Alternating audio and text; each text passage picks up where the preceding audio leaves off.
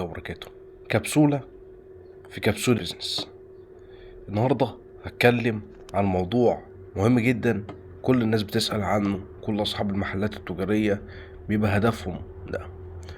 وانت بتفتح شركة جديدة او انت عندك محل حاسس بمشكلة قلة المبيعات وقلة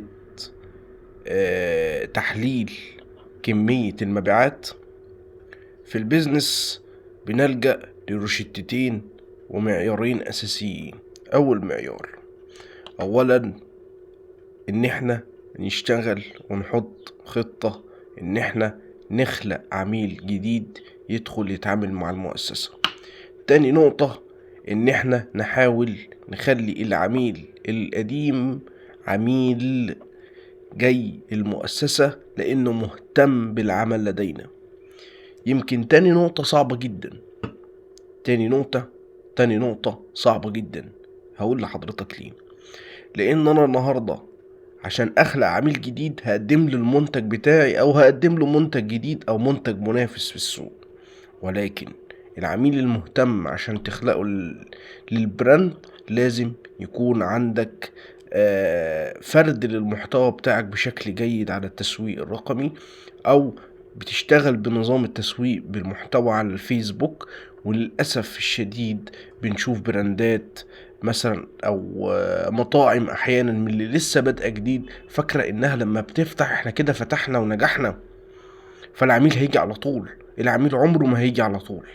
العميل في بداية فتح المطعم، عايز اقولك على حاجة، شغلك الاساسي في بداية المطعم او في بداية المشروع ان انت بتبدأ خطواتك في التفكير ازاي تسوق لنفسك تسويق رقمي كويس، ازاي تقدم المحتوى او تعرف الناس بخدماتك، او مثلا المنيو اللي عندك في المطعم. دي كلها حاجات اساسية.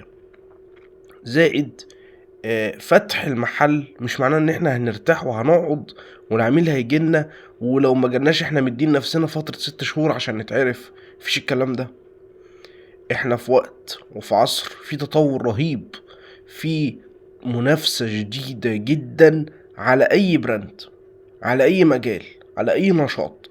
فلو ما اوجدتش نفسك في السوق بالتسويق بالمحتوى او بسياسات التسويق الرقمي اللي بتكلم فيها على القناة، واتمنى تخشوا تشوفوها، انت هتنتهي وانا مش عايزك تنتهي. فبالتالي ركز على الحاجتين دولت: خلق عميل جديد. تاني نقطة، اخلي العميل القديم عميل مهتم يجي المكان بتاعي ويشتري ويجرب اصناف جديدة ويحب العاملين في المكان ويتعامل معاهم ويبقى على معرفة بالمستجدات اللي بتحصل عندي في الشركة. في مثل جميل جدا بيقول لي ايه، انا لو عايز افتح مطعم قدام جامعة شبابية، ما اروحش اجيب الموظفين اخليهم عندهم 40 سنة و50 سنة واقول ده خبرة في العميل ذات نفسه هو داخل هيبقى محرج مقفول. غير بقى طبعا لما تخلي الكوميونيتي او المجتمع اللي العميل ده هيخش فيه هو شاب في الجامعة، هيخش هيتعامل مع مين؟ مع شباب في سنه، اللي عنده 22 واللي عنده 24. دي اكبر تجربة نجاح في المطاعم، وهتلاحظها كتير في محلات الفرايد تشيكن. اللهم بلغت. واتمنى تابعوا القناة عشان يوصل لكم كل جديد، وان شاء الله هنعمل كبسولات كده بسيطة نتكلم فيها على مشكلات بعينها في المبيعات وفي التسويق. السلام عليكم.